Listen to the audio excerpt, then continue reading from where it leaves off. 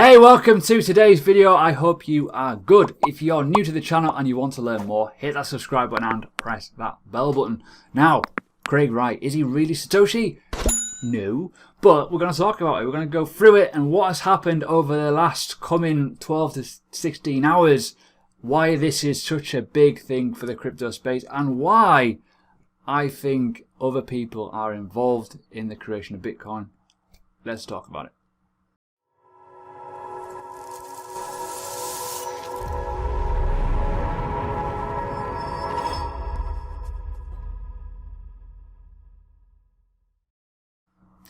Right then, so Bitcoin SV, Satoshi Vision, it's the biggest pile of turd you'll probably find unless you're walking down the park with your dog.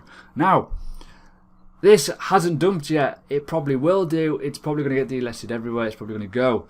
So if you are holding a bag, be very mindful.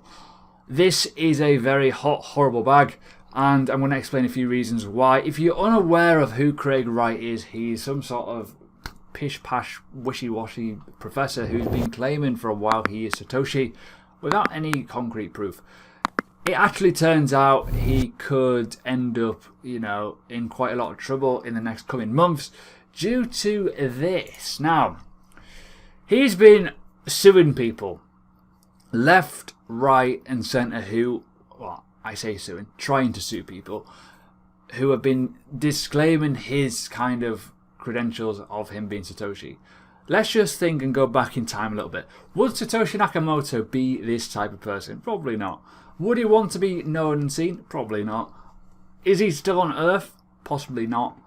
So let's talk about a few things first. So this here is the Kleiman case, where technically shared ownership of bitcoins from the previous mining Genesis block from 2009 to 2011. He's been claiming that they're actually his. And what's kind of happened is there's been a bit of a hoo-ha. It's gone to court. And if you read the article, it's quite interesting. Now, there's a few things that I want to pick out. Okay, so brother of Wright's late business partner Dave Kleiman sued Craig Wright for allegedly attempted to appropriate the assets, or the estate assets basically, of 1.1 million Bitcoin holdings held in a family trust. These were jointly owned by Wright and Kleiman. Right. So over the course of a year-long battle, it appeared that Craig Wright was attempting to forge documents and lie under oath, essentially, in an attempt to claim the right over those $5 billion worth of Bitcoin. These coins have been acquired through, Florida W&K research, defense research even, and the company was used to mine these in the early days of the protocol. Right, so it's basically proved today that by the judge that Craig Wright was indeed bad faith in court, and the judge rejected Wright's testimony and found him, basically in contempt of court, which is kind of an interesting thing, and found that he falsified documents. So it doesn't really rule out that he's not Satoshi, but what it rules out is he was faking documents to get at some Bitcoin, basically stealing. He's basically a scammer. He's a criminal. And when you look at the contempt of court, this was obviously done in a Florida court, and he could face jail for certain things like this. You've got to think here, right? Let's just think rational. Don't think crypto. Think he is trying to get at $5 billion in value, in worth. If that was him going into a big, massive, hedge fund or a big, massive bank or a big, massive jewelry store, and he got away with staking a claim of $5 billion and he was found in contempt of court, would he be in prison right now? Probably. So there's a lot of things to be, to look at and to kind of, think about longer term, as this is quite a big thing when you are lying and falsifying documents to get at someone's wealth that you jointly claim to own. Not good. Now, other things to mention. This whole malarkey about him being Craig is Satoshi is absolute nonsense. Again, It's very, very easy to prove it. Just move some Bitcoin from that Genesis block, from that original wallet, and prove it. Sign over the keys and say, hello, X, Y, and Z, whatever, blah, blah, boom, boom, whatever. That's it. That's all you have to do. Why can't you do it? Why not? Well, there you go. So, it's always interesting to look at Craig Wright. Now, I really suggest you do not touch SV token. Trade it, do it, whatever. Do not invest in it. Christ. But the fact that he has literally been told that he's been falsifying documents and all that kind of good stuff, it's just a behaviour of a criminal scammer. And whether or not he is Satoshi, it basically echoes that he is definitely not. The reason why, you can prove it. And would Satoshi go around suing everyone? No. Would he try and steal other people's bitcoins? No. It just wouldn't. So, that's an interesting point. Now, again, contempt of court in Florida is quite serious. If he goes to prison, whatever. But let's talk about this. This is kind of cool. Came out recently. Hal Finney, if you are unaware who Hal Finney was, he unfortunately died. He had motor neurons disease, and he was one of the main creators, technically, in the Bitcoin protocol. He pretty much, you could probably argue, he knew Satoshi probably better than anyone in the Bitcoin forums, talking over email, talking over that platform, BitcoinTalk.org, and it's interesting to think, would he be Satoshi? I don't know. So this is what I kind of alluded to at the start of the video, where my thoughts about Satoshi. I think it's brilliant. I think the name, the Poseidon, the element of it is brilliant. I think, was there? Now gone. I think it's ace how it's kind of, it's decentralization to its core.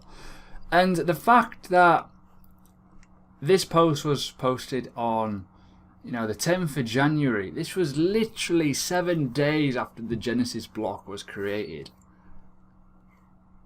And this is what Hal was saying. That, assuming obviously it's an experiment and all that kind of good stuff, but in terms of the maths and the wealth in the world, he was predicting then at 20 million coins, which is what it would have been, technically, because the 1 million is like locked away and all that kind of malarkey. But would give a value of $10 million, which sounds absolutely absurd. But is it impossible? I don't know. I don't think it is impossible. I think it's possible, but very unlikely, if that makes sense. I get told off a lot for making claims, and I say impossible. I'm not going to say impossible on this, but I am going to say it's unlikely. But we're now at $10,000 in 10 years. After going to 20,000, coming back down to 3,000, and going back up to 14,000, it's still alive, it's still well, it's still perfect, in a way. So, it gives you a lot of thoughts about the future of Bitcoin and where we are. Where will we be in 30 years' time, 40 years' time, 50 years' time? I might be gone by then. But ultimately, as a currency, where will Bitcoin be? And I think bad players like Craig Wright out of the industry as soon as possible is a massive thing. Same with the likes of the BitConnect and Cloud Token and all that kind of scams out there. Everyone is wanting to amass Bitcoin. There's a reason for that. And I think the reason is here. I think that is it. I think everyone knows, if they do enough research, they will know the value proposition of a long-term investment in Bitcoin. But that's just me. That's my personal thoughts. You may totally disagree with me and think something else. Yeah, whatever. It's an opinion. It's YouTube. But ultimately, you look at these old tweets from back in the day, running Bitcoin, looking at ways to add to the, anonymity of Bitcoin. It's brilliant when you look back and you think, and there is echoes to think that Hal Finney, probably Nick Szabo, people like that, Gavin Anderson, possibly are in that clique of who is Satoshi. But the beside him of having a head doesn't matter with decentralization because anyone can run it. You already see it today. There's a number of developers on Bitcoin. They're just volunteers. They just run and maintain it. You've obviously got the miners and all that kind of machinery. And then you've got the influencers. And then you've got the people who talk about it in such a way that creates adoption. Bitcoin needs adoption. We're not even halfway there yet. Not even a quarter, not even a tenth of the way there in reality. This next 5 years is the adoption phase, I think. I've already said it. I think this is the way that we're going to see more people starting to look at Bitcoin and go, oh, hello. Mass adoption, who knows when that will be. But when you look at this and you read this text, it's quite interesting to think that this was wrote literally not that long ago. In retrospect, when you compare the things like national currencies and gold and stuff, just over 10 years ago. Crazy when you think about this, how it kind of has grown to where it is in 10 years. So let's get rid of the bad players. Let's get rid of Craig Wright. Go away.